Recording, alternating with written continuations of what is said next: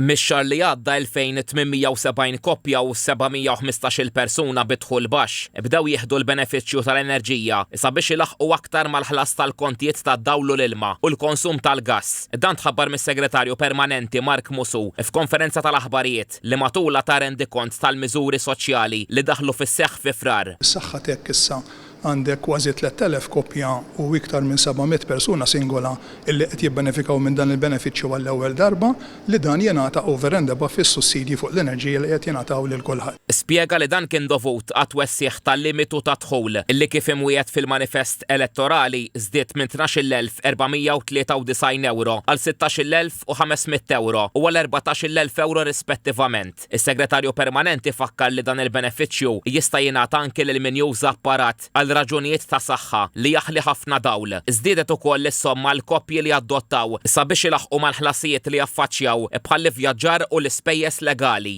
Jekk jaddottaw minn barra l-pajjiż minn 10,000 euro, issa sa titla' għal jew telet għal 12,000 euro waqt li għal adozzjonijiet lokali minn 1000 irdoppja tal-2000 euro. Intqal li mill-2018 jiġifieri minn meta lotja l-adozzjoni daħlet fis-seħħ ġew adottati 216 tifel u tifla, 25 minnhom minn Malta. U f'dawn is-snin il-ġenituri adottivi tħallsu aktar minn 2 miljun euro. Għal din is-sena f'dan ir-rigward il-Gvern alloka 450,000 euro oħra. Twessat ukoll minn 6 snin għal 10 snin l-eliġibilità għal krediti ta' kontribuzzjoni għal ġenituri li jieqfu mix-xogħol biex irabbu. Dan biex il-Gvern iħeġġeġ lil familji jkollhom aktar tfal. It-twessieħ jgħod tal-ewwel 3 tfal fil-familja. F'każ ta' aktar tfal, l-età ta' tfal fil-perjodu kopert għal krediti żdied b'sena oħra għal kull wild. Filwaqt li fil-każ ta' familji li jkollhom tal-anqas wieħed mill-uliet b'diżabilità jew b'mart rari tneħħa l-limitu massimu tal-età. Tkellem ukoll dwar l-introduzzjoni tal-pensjoni għall-invalidità parzjali. Iddeskriva din il-miżura bħala innovattiva ħafna. B'dan il-mod persuni li jkunu jbagħtu minn bipolar disorder jew